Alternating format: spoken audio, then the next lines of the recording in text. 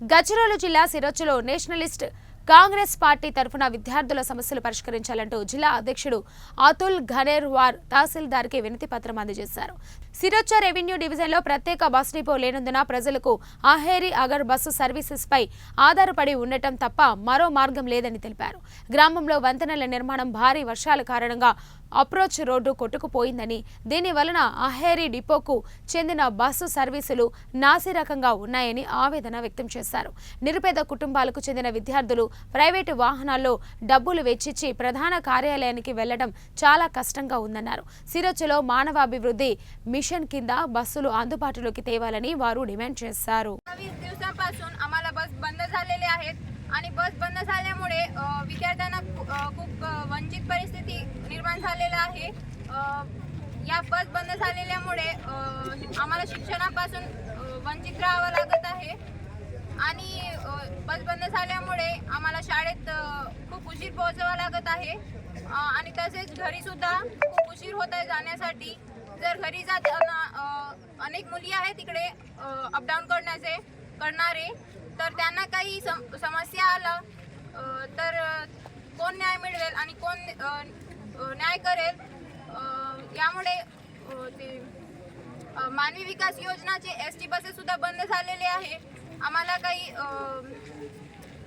शाळेत येण्यासाठी काही मार्ग नसल्यामुळे बसेस चालू करण्याची विनंती करत आहोत.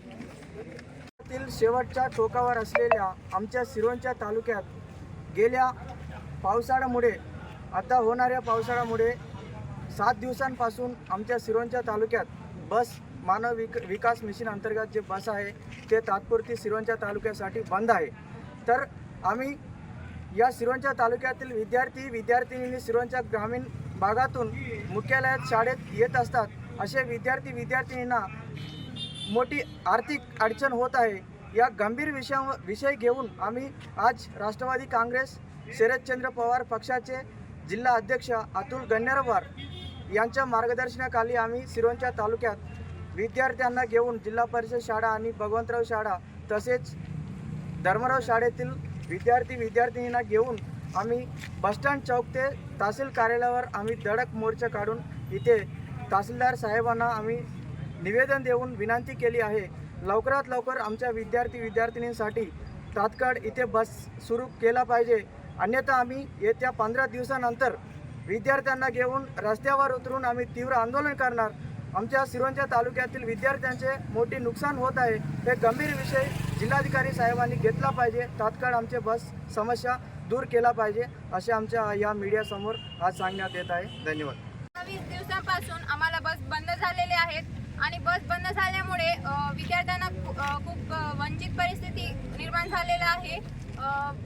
या बस बंद झालेल्यामुळे आम्हाला शिक्षणापासून वंचित राहावं लागत आहे आणि बस बंद झाल्यामुळे आम्हाला शाळेत खूप उशीर पोहोचावा लागत आहे आणि तसेच घरी सुद्धा खूप उशीर होत आहे जाण्यासाठी. जर घरी जाताना अनेक मुली आहेत तिकडे अपडाऊन करणारे, तर त्यांना काही समस्या आलं तर कोण न्याय मिळवेल आणि कोण न्याय करेल. यामुळे ते मानवी विकास योजनाचे एसटी बसेस सुद्धा बंद झालेले आहे. आम्हाला काही शाळेत येण्यासाठी काही मार्ग नसल्यामुळे बसेस चालू करण्याची विनंती करत आहोत.